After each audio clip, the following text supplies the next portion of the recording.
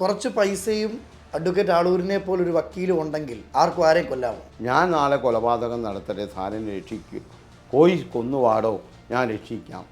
ചെന്താമരയ്ക്ക് വേണ്ടി അഡ്വക്കേറ്റ് ആളൂർ ഇനി വാദിക്കുമോ? അദ്ദേഹത്തിൻ്റെ വാദമുഖങ്ങൾ കോടതിയിൽ നിരത്തേണ്ടത് എൻ്റെ ഉത്തരവാദിത്തമല്ലേ? ഇത്രയും രാക്ഷസന്മാരും രാക്ഷസിമാരുമായ പ്രതികൾക്ക് വേണ്ടി അഡ്വക്കേറ്റ് ആളൂർ വാദിക്കുമ്പോൾ കുറച്ചെങ്കിലും ഉളിപ്പുണ്ടോ എന്ന് ഞാൻ ചോദിച്ചാൽ എന്ത് മറുപടി തരും? ഒരു ഡോക്ടർ എന്ന നിലയിൽ ഞാൻ മോഹൻലാലിന് മാത്രമേ ചികിത്സിക്കുകയുള്ളൂ, മറ്റുള്ളവരെ ചികിത്സിക്കാൻ എനിക്ക് പറ്റില്ല എന്ന് ആ ഡോക്ടർക്ക് പറയാൻ പറ്റില്ല.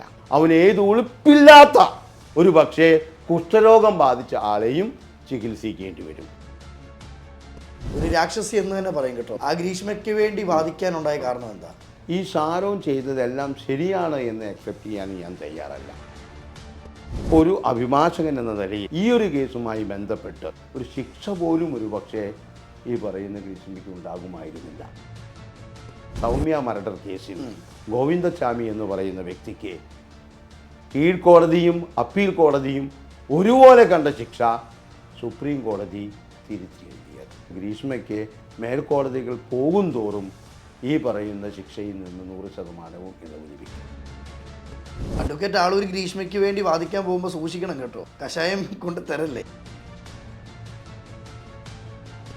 എൻ്റെ മറ്റൊരു ക്ലയൻ്റായിട്ടുള്ള ജോളി ജോസഫ് എന്ന് പറയുന്ന കൂടത്തായി ജോളി ഇപ്പോൾ LLB എടുക്കാൻ പോവുകയാണ്. നല്ല കാര്യം. അവർ LLB ജോളിയെപ്പോലുള്ളവരെ മന്ത്രിവാക്കണം. ആളൂരിനെ സമീപിക്കുന്ന വ്യക്തിക്ക് വേണ്ടി 100% നീതി പുലർത്തുക. ആളൂർ ഏറ്റെടുക്കുന്ന കേസിന്റെ ഒരു തുക എത്രയെന്ന് ചോദിച്ചാൽ എന്തായിരിക്കും മറുപടി പറയാനുള്ളത്? ഈ കേസ് ഏറ്റെടുക്കണമെങ്കിൽ 100 കോടി വേണം. ഗോവിന്ദൻ ജാമിക്ക് തരാൻ പൈസ ഇല്ല, കൊടുക്കാൻ വസ്ത്രമില്ല. അത് നിങ്ങൾ പറയുന്നതാണ്, നമ്മൾ കാണുന്നതല്ലേ സാറേ? നിങ്ങൾ കാണുന്നതല്ലല്ലോ യാഥാർത്ഥ്യം.